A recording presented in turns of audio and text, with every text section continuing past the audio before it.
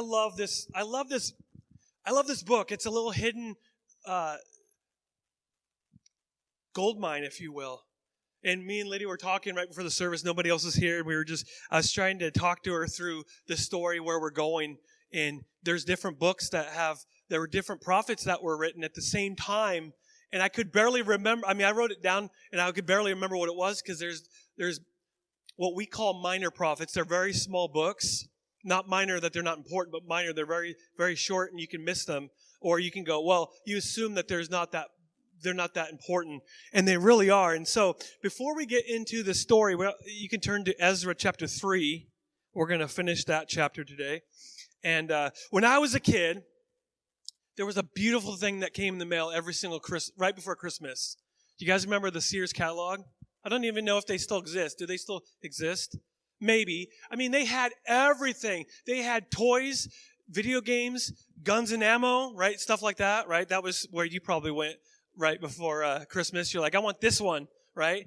And we kind of flipped through it and said, this is our dream list, right? I want to, we see video games and I want to circle that in a certain color, like that represented me. My brother would circle it in pink, probably. I don't know. In the 80s, pink was in for guys. Maybe it still is, but we would actually mark it. We would write it down on a piece of paper. This is what we want. We want all this. And it was like, don't get the wrong idea, Hayden, because this is not good. We wanted a bunch of stuff. Like that Sears catalog. Do you even know what that is, Hayden? Yeah, I didn't think so. Okay.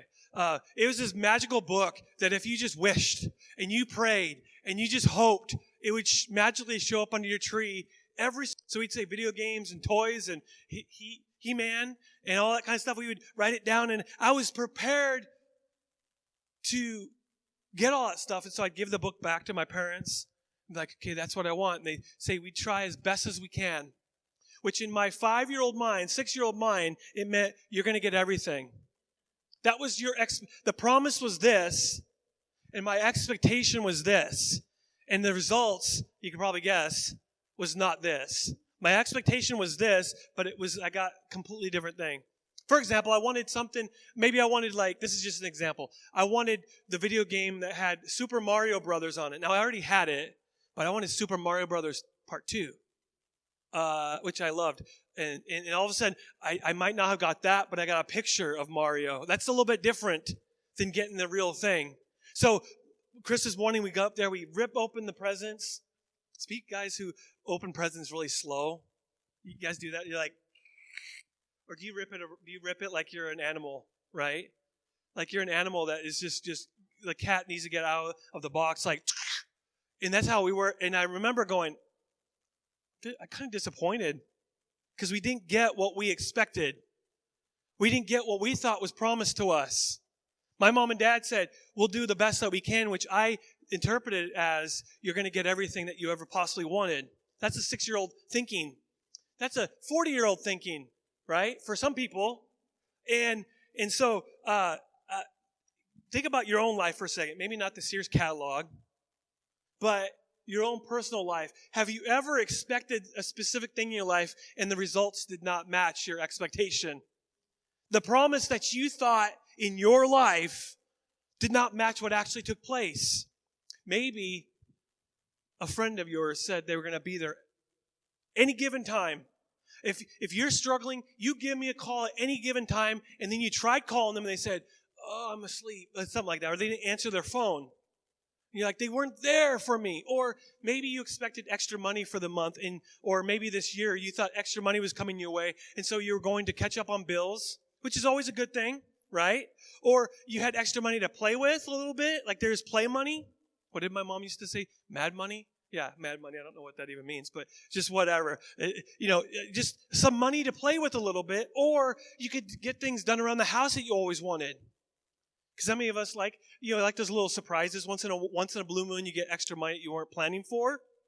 You could just waste it, or you could do something responsible, pay bills. Let's not do that. We'll do something fun.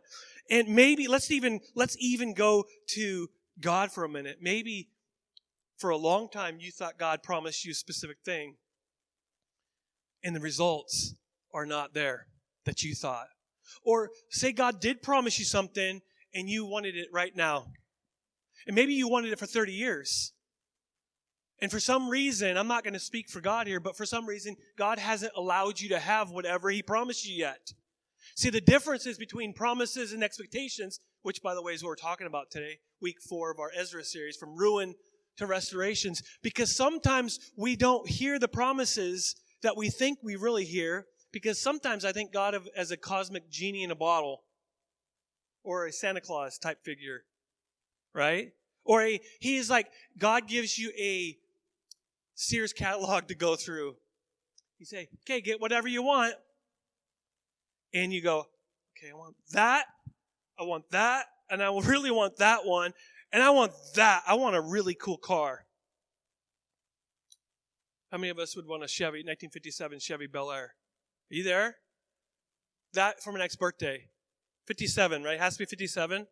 Not a 56, not a 55, not a 58, 57, right? Those are cool. 58's not that bad. It's pretty cool. Look, 59 was pretty cool. But then all of a sudden, you don't get what you're hoping for. You're wishing for.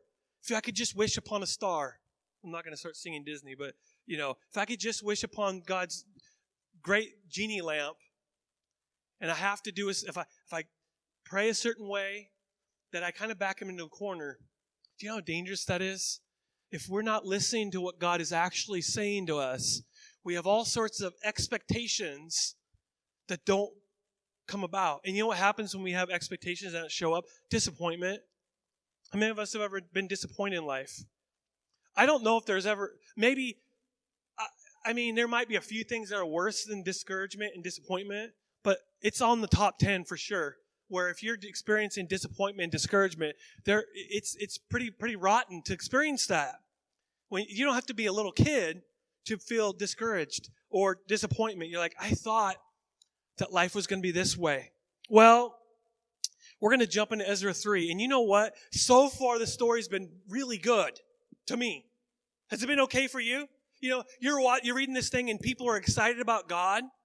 They ran away from God for 70 years, and now finally they've seen the error of their ways. They say it's never too late to do the right thing, and they're right. It's never too late, and they actually run towards God, but there is a portion of people in the story that aren't so excited. They say, don't get too excited about the things of God. Don't get too excited, so they get discouraged. How many of us have ever been disappointed with God? You might not want to raise your hand for that, but I want to teach you right now. You don't have to be ashamed to raise your hand. Thank you for doing that. Because that's not a sin to admit that. Some people are like, I'm kind of disappointed in God, but I don't really want to admit it in public. But if you're human for just a moment, you were disappointed in maybe not God himself, but maybe the results that you thought you were going to get from him. And if you're human, if you're a robot, then you're just like, nah, I've gotten everything God ever promised me. But if you're human, you go, no, that's not the case. And so what Ezra is trying to teach us is trying to think differently about God. He's trying to teach us to get biblical about the promises of God. We don't look to God as a genie in a bottle. We turn to God as our Father who knows exactly what you need before you even say a word, like that song sang. Actually, those songs that were on there were pretty right on with what the sermon's about. So I like that. I like when it works out that way. Because sometimes we need to be reminded that God is a good God. That God is faithful. His love endures forever. And sometimes you don't have what you expected in your life. That doesn't mean that God forgot you. And so there's two things I want you to remember today. If you don't get anything else in this message, these are the two walkaways, if you will. Takeaways. Walkaways? Whatever. Takeaways, not walkaways. Takeaways. Walkaways be like, I don't agree with you. I'm out of here. Takeaways. Number one is that God always comes through with his promises. Like, didn't you just disprove that by saying that we have all this stuff that God didn't give us that we thought he promised us? Listen to me. When God is faithful to keep his promises, he promises you specific things, and he will bring them to pass. But see, God doesn't wear a watch. I don't either. I have a phone. But God doesn't have a cell phone. God doesn't go, oh, what time is it? Hold on. And sometimes he gives you time frames, but sometimes he doesn't. Read the Bible and he says, in the next year, ... fill in the blank. And those happen. Those promises happen, but oftentimes he says, this is what the promise is, and you're like, am I going to trust God for the time period that I have to be in waiting, or am I going to be like a little kid and go, I want it now. I want it now. It's like the kid off of the Willy Wonka. She wanted the golden goose, and she wanted it right now, right? Like that's what we want, the golden goose, we want it right now. Like we're just like that brat kid.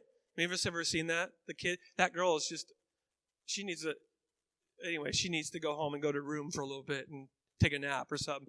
Because that's how we are though sometimes in life. We grow up, but then some specific things of our life when we pray to God and we're seeking the face of God, we expect the results like right now. And sometimes God, you know what? You need to wait and you need to trust. See, half of them trusted God. But half of them in the story of of Ezra 3, they didn't trust God. They didn't like his timing. They thought his timing was too slow. How many of us have ever thought that? Wait, you're too slow, God. Like I'm running this race, and I'm running down this track, and God's still at the beginning going, I'm preparing it. I'm getting ready. Don't worry about it. And you're sitting there. Why is God sitting there at the starting gate with his Gatorade, and he's drinking Gatorade? He hasn't even started running yet. God, why are you so slow? Now, if you are an honest person, you might say stuff like that and just be honest about it. Or if you're super spiritual, you go, I've never thought that. God, I know he's not early, he's not late. He's just perfect and right on time. And you'd be right about that. But sometimes we say words like that and we don't really believe it. We are so angry at God going, and maybe we're not even angry, we're just frustrated. We're like, why does my life have to be this way? See, last week we saw that the people of God came back from captivity 70 years in a place that they did not belong. Now, we were talking earlier about this, and I really wanted to talk about Daniel and Ezra. The reason why I want to talk about it is because as a country, as a church, I'm talking about capital C, 2020 has been a year where we feel like we're not at home, if you will. We feel like something, I think it feels like we're watching, it's almost like a movie, we're watching a movie from a bad horror movie, and we're kind of removed from it and going, wow, where is this going? Like how bad can it get? Let's see how bad it can get. And so these people, the reason why I wanted to talk about these is that God, he's not going to allow you to stay in captivity and where you're not supposed to be forever, but sometimes you have to be in a waiting moment before he allows you to come back to where you need to go. And even when you go, this what Ezra teaches me the most, is that even when God promised you something, and even when you get back to that promise, things don't always look right away like they're supposed to. I want you to think about this. God promised them that they're going to rebuild the temple. Everything's going to be great. They were going to be, like in Isaiah 60, they were going to be the cream of the crop. They were going to be the country that everyone looks at and goes, wow. Everyone was going to travel through Israel, and they were going to be the top people. And when they got back, you know what they came back to? A mess, ruins. And even when last week we saw that they built an altar and they started worshiping, but some of them were not happy with it, so they stood back. They didn't like all the mess. So we taught last week that if sometimes we wait for God to clean up all the mess before we start really worshiping. Talking about going deep with God. Like, I'll go deep with you, God, but I need you to clean up a little bit of the mess that I made over the last 70 years. Or 40 years, or whatever, however long ago it's been. But what it teaches us, what Ezra teaches us is, you know what? He'll bring us from ruin to restoration, but what are you going to do in the meantime? What are you going to do before you get to restoration? Are you going to worship him in ruins, in the time where you feel like everything's chaotic, or are you going to get all flustered and refuse to, and be like a 6-year-old that doesn't get what they want? You can't. When I was a kid and my parents, I tried to be grateful to the point of I was saying thank you, thank you, thank you, thank you. I was trying to get enough thanks to make it feel like they felt appreciated. But when I was a really little kid, I was like, Mom, Dad, this is it. We started looking behind couches and stuff and seeing if they put stuff somewhere else. Your kids ever do that, or you ever do that? Like, where'd they hide? Because one year they did hide something behind the couch, like the big present. And I was like, nope, not there. And we were really disappointed. There's a picture of my brother. This is our birthday. Me and my brother have the same birthday because we're twins, but he had a fishing pole on his shoulder and he's crying because he didn't get, I can't remember what he wanted. He didn't want a fishing pole. And the guy that's in the picture, his name's Tom, and he's smiling. It's hilarious. My kid, it's like he's laughing because my brother was like weeping because he didn't get what he wanted. I don't remember what he wanted, but it wasn't a fishing pole. And my brother will watch this later, and he knows what I'm talking about. I can see the picture in my mind right now that he's crying because you don't get what you want. Now, in this story, in chapter 3, what you start seeing is things are starting to take place. Okay? When you're trying to rebuild your life, what is the best thing to do? Start somewhere. Start anywhere.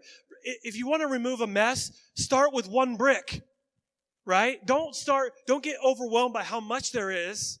This will preach, okay? But start with one brick. Start with something. And that's exactly what they do. They start to want to build the foundation. Now, how long has it been since they returned from Babylon into Jerusalem, and this time now when they're starting to build the temple? 2 years. Everybody say 2 years. That's a long time to wait. They've been specifically waiting for 70 years. But for 2 years at home, they have been waiting to do something with this temple. For 2 years, they've been watching all of this garbage around them, all this rubble, ruins. In fact, I wrote it down. I wanted to remember the guy, but have you ever heard of Haggai or Haggai? I just say Haggai. But Haggai is a less-known prophet. You know about him. You know, you've heard the name, but you might not know the story. Haggai and Zechariah are two guys who are mentioned in chapter 5. I could be wrong about this story, but there's two people mentioned that we're going to get to in a little bit, not today, but in a little bit. You cannot miss Haggai, because Haggai's story, if you turn to it any time except for right now, don't turn to it right now. Don't cheat. It happens exactly when this is taking place right here. Okay? Right when they're building the temple, he realized something. These people have been so busy building their homes. They made their homes look so beautiful. They made their cities look so beautiful. Because remember, they didn't all live in Jerusalem. They lived in different areas. And so everything looked beautiful except for the temple still in ruins. If you've ever read Haggai, you know that's what the story is. They focus on, and so I want you with that background, I want you to think about that's going on in this place, that they're getting ready to build their temple. But, at the same time, their houses look magnificent, beautiful. Their cities are starting to take place. They're starting to look good. Not Jerusalem. You got to get into Nehemiah for them to start rebuilding the wall and doing all that kind of stuff. But the rest of the cities, they're like, wow, these are beautiful. And so, they began to build the foundation. What do you do when you're rebuilding something? You remove all the rubble and you start with the foundation. Okay? And let's look at verse 7 of chapter 3. And again, if you read down this on your own, you're going to want to just skip through some of this because it's like, whatever. I don't care about Sidon and Tyre. Okay? But it's huge what is going on here. It says, the people of God, they gave money to the masons and carpenters, and they gave food and drink and olive oil to the people of Sidon and Tyre. These are complete outsiders. These are people that used to be enemies. In fact, they fought them. They warred against them. They battled against them. Okay? And they gave them all this stuff so that they would bring cedar logs by sea. It reminded me of that video I watched, and it was like when they brought the logs in the Clearwater River to flow. That's way before my time. But I remember seeing that video when we were at Dorshak Dam. Remember that? One of the videos they have there is to watch the last log ride. I'm like, that is amazing. So that's what I thought. Like they did all this stuff so these people, Sidon and Tyre, would have these cedar logs cut down, and they'd bring them right into the Clearwater River. Not literally, but, and then they could get these cedar logs from Lebanon to Joppa as authorized by Cyrus, king of Persia. This guy keeps coming back. He keeps being mentioned because he's an outside king that is not a Christ follower, if you will. But he heard from God. He was moved by the Spirit of God to do something amazing that helped these people out, to help build their temple. And what's amazing about this is that while they have been fighting and battling, and it's still technically their enemies here, that they have something, the people of God have stuff that they need where they can start trading. I want you to think about this. When you don't think you have enough what it takes, enough resources to keep going in your life, or if you think this church doesn't have enough resources to do big things for God, all you have to do is read this story, that they didn't have a lot, but what they had, they could trade with people that they thought were not their friends. They were neighbors, but they were neighbors that didn't believe the same thing they did. God is going to use, and He has used people in your life that you never thought that He would ever use. Has everyone spoken to you and you're like, I think God just used that individual, and that's the last person I would expect, right? And I mean, I've had that many times where I'm going, God will use anybody. Listen, if God can use a donkey, I won't use the other word, but you know what I mean. If He can use a donkey, He can use me and you, right? He can use anybody to speak the truth, and that's why He uses Cyrus, king of Persia. The people of God knew that these people had masons, they had carpenters, they had cedar logs, and we don't really have all that, but we have food, we've got drink, we've got a bunch of olive oil that's just sitting around. Maybe they'll want that, and they're like, yes, we'll trade. Okay, and then you get to verse 8. Verse 8, it says, in the second month of the second year, say second year. Okay, 2 years of waiting. I don't like waiting for 2 minutes. Anybody like waiting for 2 minutes?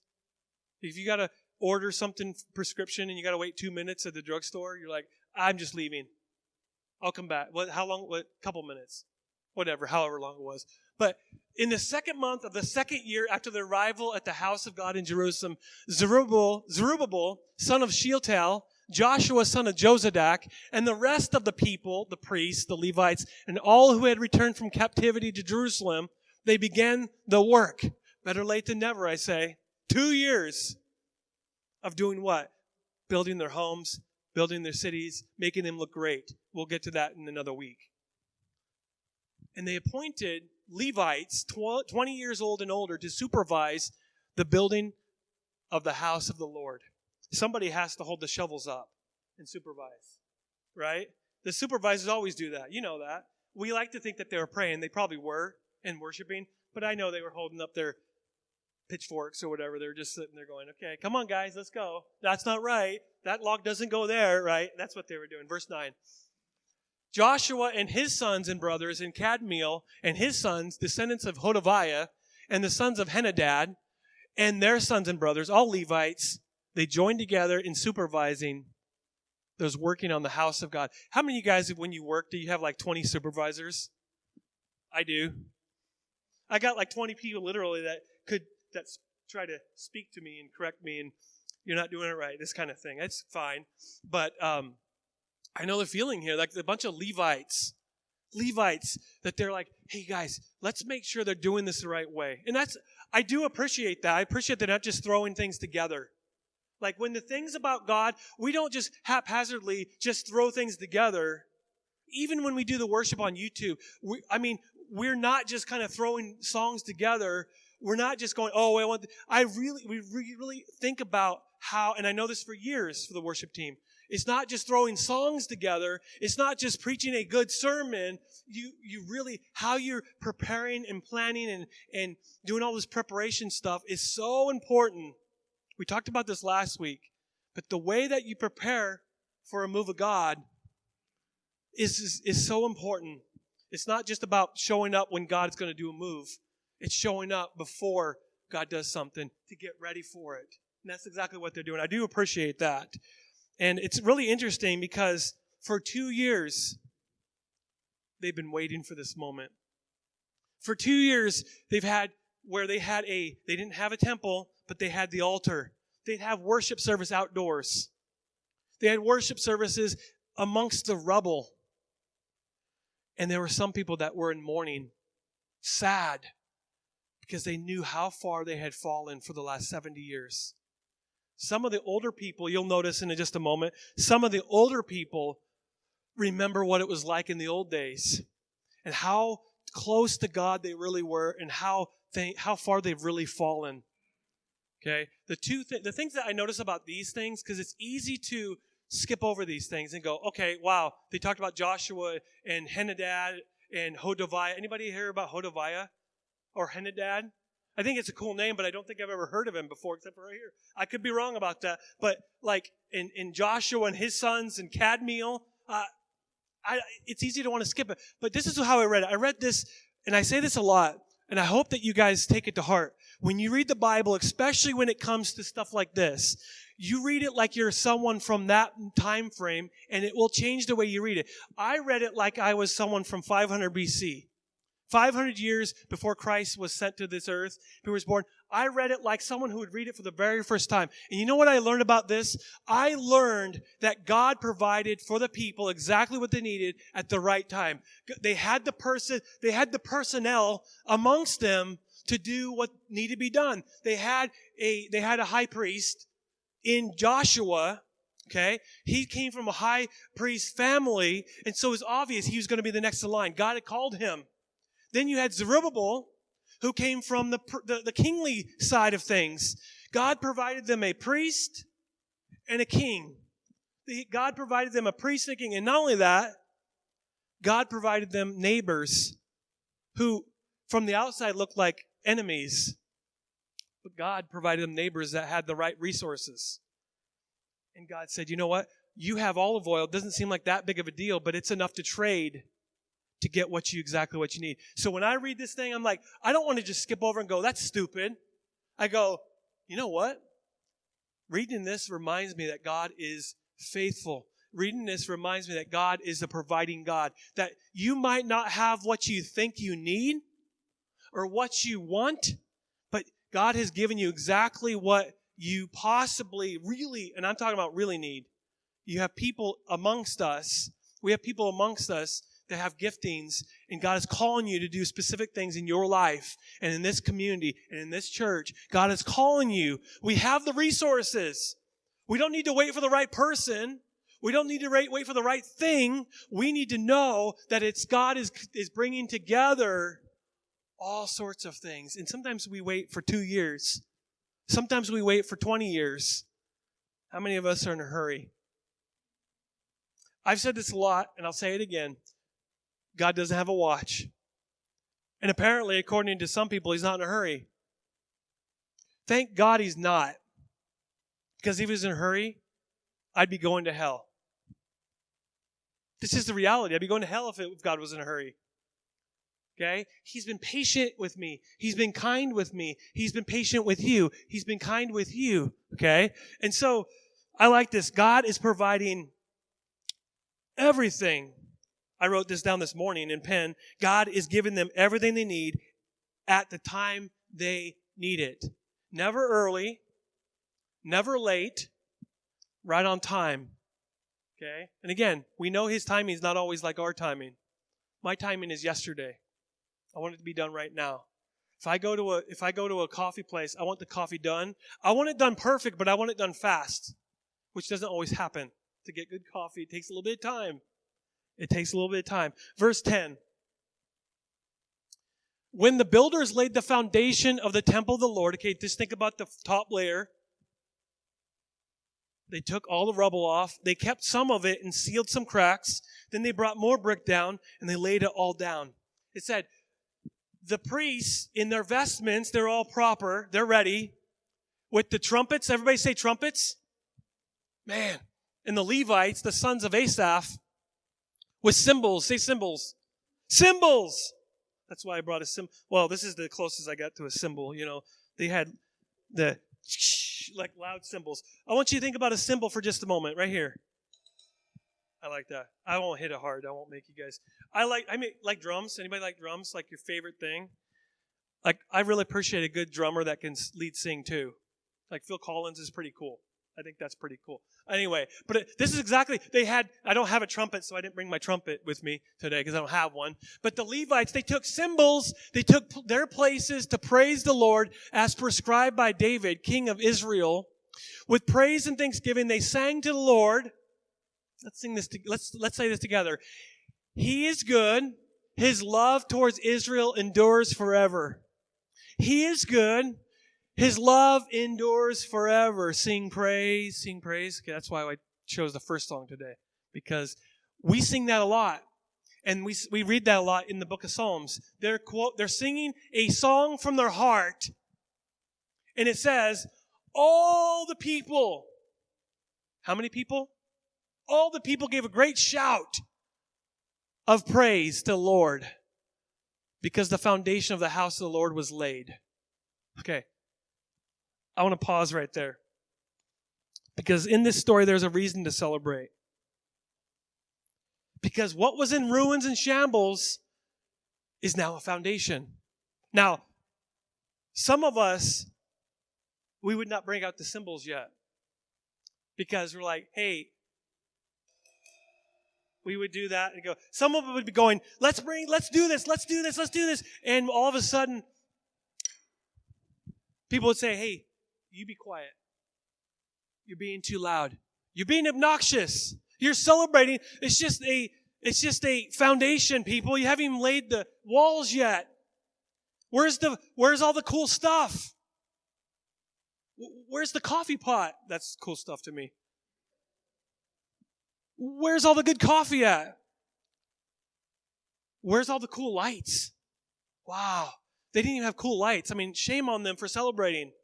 Now, I love this because sometimes we celebrate things when everything's accomplished and everything's done. We celebrate God and we celebrate having a relationship with God. We celebrate church. We celebrate people. We celebrate when we have accomplishments. We seldom do little steps, little things. Like this foundation, yeah, they're way far from where they used to be. But do you realize that this is the first step to what's going to happen? Think about it. Think about it for just a moment. I said this earlier. What is the first step in rebuilding your life? Something, anything, probably like a foundational piece that you cannot get rid of, that you need to hinge your life on. That's exactly what they did here. I wonder, I wrote this down this morning, I wonder if we celebrate little things like that. I wonder if we thank God for little things. Are we waiting for the big things, the fireworks? We're waiting for complete restoration. We're waiting for complete healing. We're waiting for complete restoration in a marriage. Like, I can't really, I'm going to worship you, but I'm kind of frustrated, God, because it's gone a little bit better, but it's not all there. I wonder if some of us, we don't celebrate. We're waiting for just something else to happen. One thing I realize about these Israelites is they're a celebratory type of people. They celebrate everything. We said that last week. They had festivals and feasts and parties and worship services for everything. And if you don't believe it, just look at this. They're praising God and clanging cymbals and tooting on their horns and doing all that kind of stuff because they laid the foundation pieces. Why is that? Because they know they're on the right path. They know they're on the right path. How many of us are content with, for a moment, just a foundation being built in your life? I thought about this years ago when I first became a Christian. I thought, okay, I'm saved, and now everything's going to go just as planned. I'm saved, and now God's going to make it easy. Listen, there's been rarely a time in my life where things were super easy. You know? Like, there's a battle always being fought somewhere in our life. If it's not us, it's someone that's close to us. And so we're battling for the people in prayer and that kind of thing. But sometimes I say, God, I don't say, Lord, your love endures forever. Sometimes I say, maybe I don't say it out loud, but I live my life like this. How long is it until I really experience you, God? How long is it going to be until you really restore my life? How long is it going to be until I get the restoration and revival, God? How long is it going to take? How long is it going to take for you to build the church? How long is it going to take to build my marriage? How long is it going to take to build my relationship with Hayden so I'm a perfect father? How long is it going to take till I'm a good employee? I'm a decent employee, but Like, I'm talking about perfection. How long, God, is it going to take until you just wave your magic wand, God? And all of a sudden, there's this version of Joel Bremer that is perfect. It's 20-something years later. 24 years later this month. Wow, that's cool. I missed my anniversary with God. That's all right. He forgives me. 24 years ago, I thought everything was going to be perfect. And you know what? It's okay if not everything's perfect. If there's ruins in some areas of my life, it's okay to keep going. And if not, if you don't take that the right way, maybe it's okay to pause and bring out some cymbals and celebrate. Right? Maybe it's time to bring out the drums and the cymbals and the trumpets and the horns and the guitar and make a joyful noise. Some people think I'm not a joyful noise, I'm just a noise. I just want to be a noise for God. But God said make a joyful noise. I took it literally, okay? And I love that. But in the middle of this celebration, there's a party going on. Trumpets and cymbals and worship. And you know they were singing Hillsong music because that's the real worship, right? You know they were singing elevation worship because that truly is spirit-led. You know they were doing all that stuff, or if you're other way, you know they were singing out of the hymn book because you know that's the right way. Whatever they get, you know they were doing the right thing. You know they were worshiping. You know they were praising God, but there was still a portion of them that did not shout for joy. Their shouting was pain. Their shouting was mourning. Their shouting was weeping. I want you to imagine for just a moment, this building, let's say a whirlwind comes here and it tears down the building and we have to rebuild it. And you have to rebuild the foundation, and a portion of us are crying and weeping, and we're like, no, I don't like this. Why would you do that? Why wouldn't you celebrate moving forward? Yeah, we're not where we're supposed to be, but we're on our way. Well, let's look at verse 12 and 13. It's a specific group of people. Many of the older priests. Older priests. This is not a knockoff on older people. It's just saying these are the people that have been around when the old temple was there. And the Levites and the family heads, these are the older people that knew how far they had fallen. They'd seen the former temple. They wept aloud when they saw the foundation of this temple being laid, while many others shouted for joy. This is interesting. No one could distinguish the sound of the shouts of the joy from the sound of weeping, because the people made so much noise. And the sound was heard far away. I mean, what kind of person are you when things are being rebuilt and not going as fast as you want? Because I was reading this, I'm going, okay, why are they weeping? Was it because this temple wasn't big enough? It doesn't say that. Some people assume that they didn't like this temple versus the other one. But they haven't even started building the walls yet, so how could we know that? Because that's what I heard. That's the reason why they're weeping is because the glory of the former temple that's not even there yet. You know the reason why? It's because they had a promise in their mind, specifically Isaiah 60, in their mind. They knew the promise of God. They knew how it was going to be. They knew what it was going to be like when they got back from captivity into Jerusalem. They knew how it was going to be, and it wasn't happening fast enough. For example, you're waiting for 2 years. All of a sudden, all the cedar logs are starting to show up. All the bricks starting to show up. You're going, okay, let's do this. And the foundation is laid. And then everybody pauses and they don't build anymore. They stop. These older people are like, what are you guys waiting for? Like, put one wall up. How come you have no? Because it wasn't happening in their time frame. And the promises of God, according to Isaiah 60, were not taking place. Not all of them. The picture in their mind, it was going to be this way. The picture was going to look like this. And what they're experiencing, a few pieces of that, but they're experiencing something completely different. So I want you to think about the story for just a moment before we move on. They go into Jerusalem after being in captivity. Everything's in ruins. 2 months later, they rebuild the altar because that's important.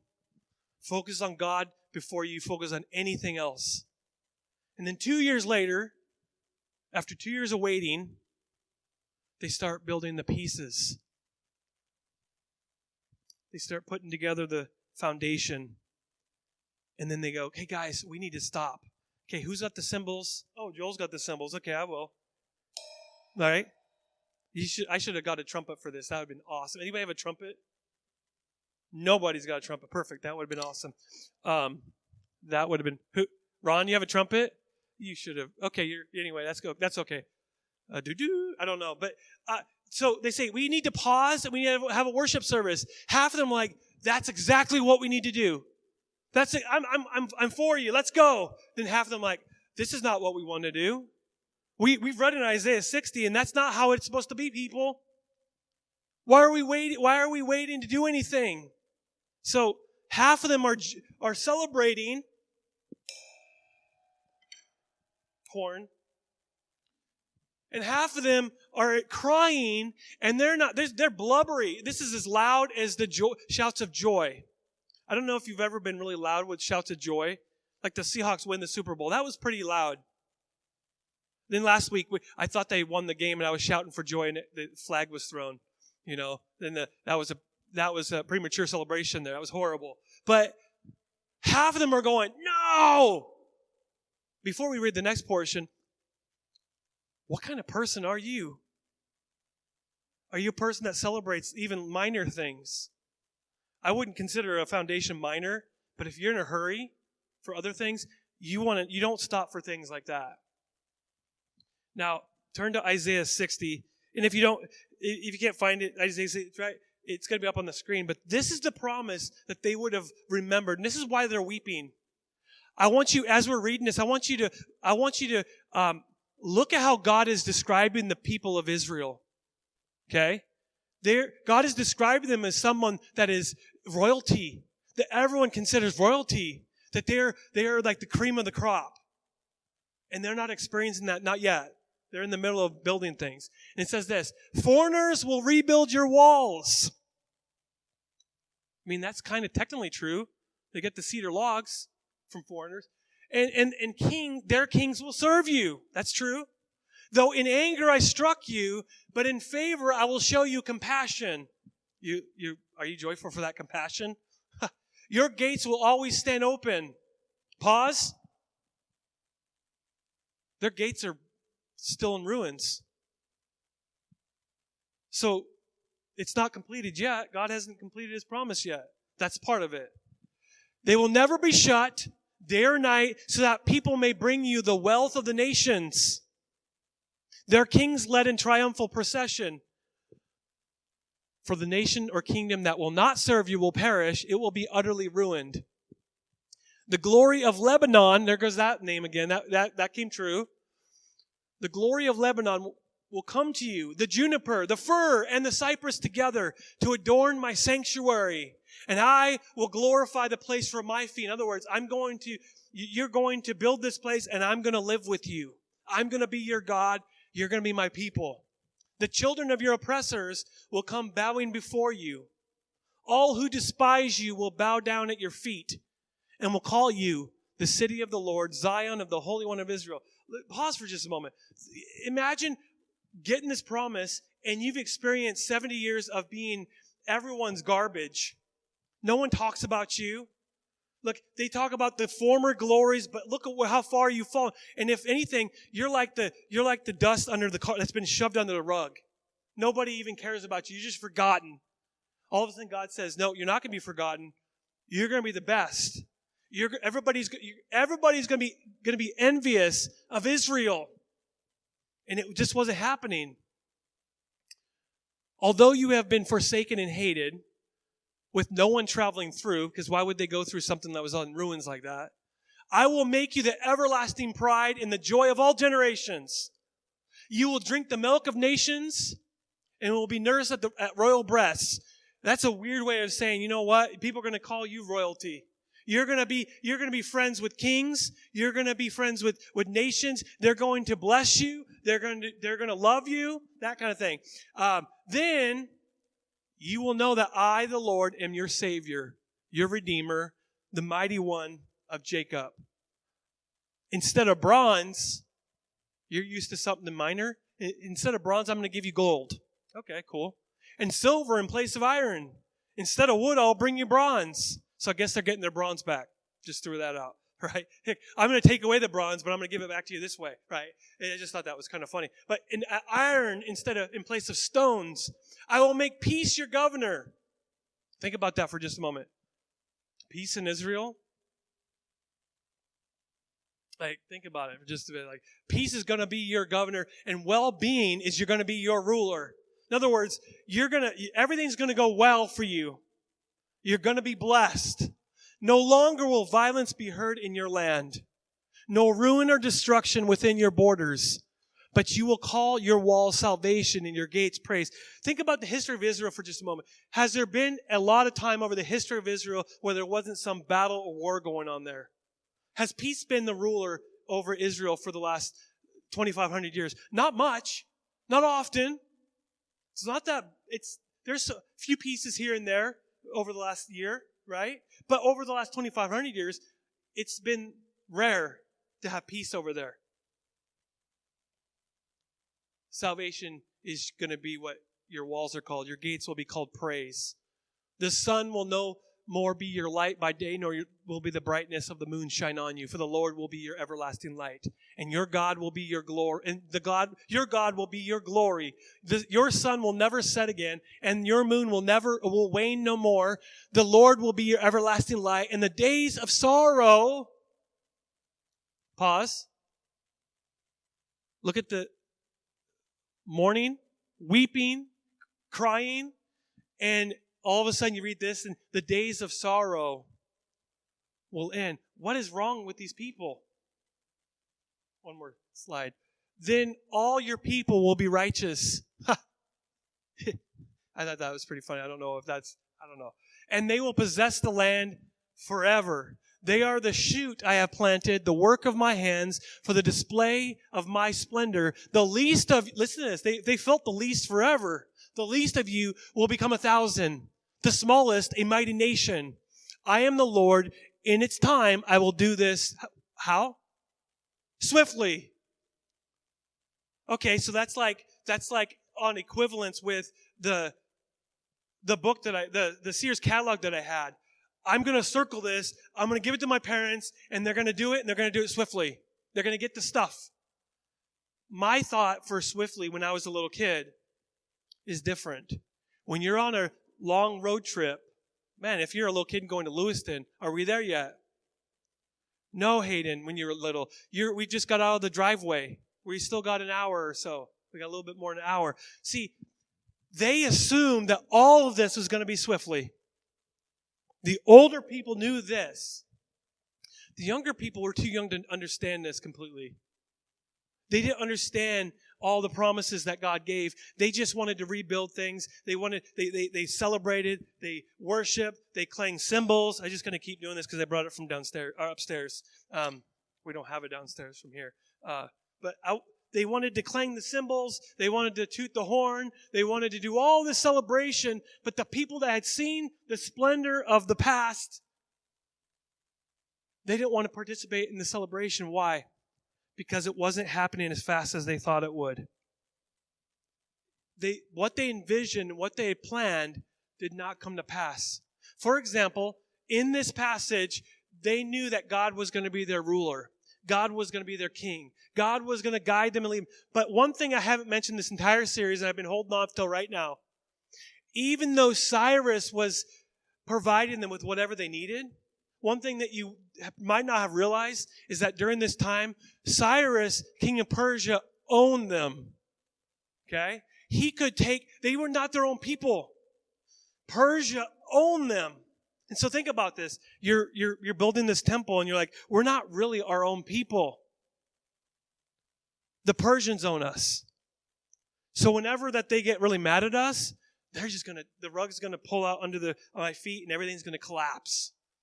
That's why they're not happy. That's why, because the promises that they thought were not coming fast enough. Now, as we close, have you ever felt promised something by God, but you're still waiting? And you've been waiting your entire life. I mean, let me be honest. There's been times when God has promised me something years ago, and it still has not come to pass. And I really felt in my spirit that I was supposed to ask each one of us, if that's who you are right now, if that's the case right now, how will you respond? Will you remember that God has not forgotten you? Will you know in your spirit that God loves you? His love endures forever. The original language of His love endures forever was His promise that He could not break. It was His covenant love. He made a covenant to love His people, and He could not break it. There are specific promises that God has made in your life that no matter what happens, no matter what the government does, or what your finances say, or what the church does, God is going to keep His promise, period. But we think it's going to be swiftly, like right today. And I really felt, I was like, God, what am I supposed to say as we close? And I felt Lord was saying, what are you going to do in the meantime when you're in your waiting period? What are you going to do when you've been praying that God would provide you with a specific amount of money and it hasn't been there yet? Or you prayed that God would heal you and it hasn't quite done that. You've seen people do healings and it's like 1 second and someone's healed, but that's not your experience. You're still praying. You're still seeking the face of God. And God's saying, what are you going to do in the meantime? Because God hasn't forgotten you. What perspective do you have? Because half of them had the right perspective. They laid the foundation, and right then it gave them an excuse to celebrate. It gave them an excuse to get the drumstick and just celebrate a little bit. It gave them an excuse to worship God. Or are you waiting for everything to fall into place?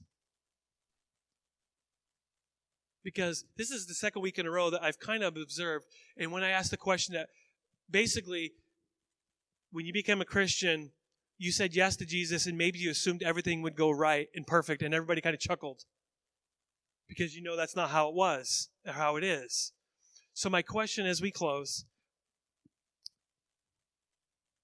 which group of people are you like? Are you 50-50? 50% of them did the right thing and they celebrated, they worshiped God. They were all ready for the next step, but they wanted to celebrate what God was doing right there in their midst. And they don't want to complain about what God wasn't doing. Or are you like the other group of people that are like, we like the past and today is not exactly like it is as it was back then. And are we stuck looking in the past? Are we stuck like looking at the 70 years of disobedience? Are we going to move forward in obedience? That's huge. That's a different way of living. I hope that each one of us lives like the first group of people. They celebrate. And yeah, they look how far they've fallen, but look at how much God is going to love them back into relationship. He invited them back. Let's all stand and pray. Jesus. Jesus, I praise you. Jesus, I worship you. Jesus, I pray that you would help us to be more like the Israelites that celebrated. We need to be celebratory people. We need to be people who are celebrating even little steps, even baby steps, even laying a foundation under our feet. God, that's big. Those are big things. And sometimes it's so easy to wish for even bigger things. And we forget about the blessings that you provide for us every step of the way. You are a providing God. You're a loving God. Your love endures forever upon every generation. And we receive that today. We receive the fact that you do love us. We've been disobedient at times, and you've never dropped the ball in our lives. You've always been faithful.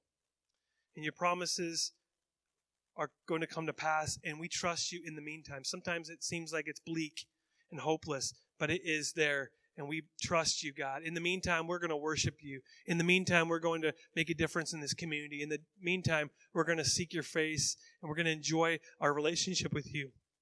I thank you for your presence. I thank you for these people, God, my friends and family. What an amazing group of people. I pray for blessing upon each one of them as they go.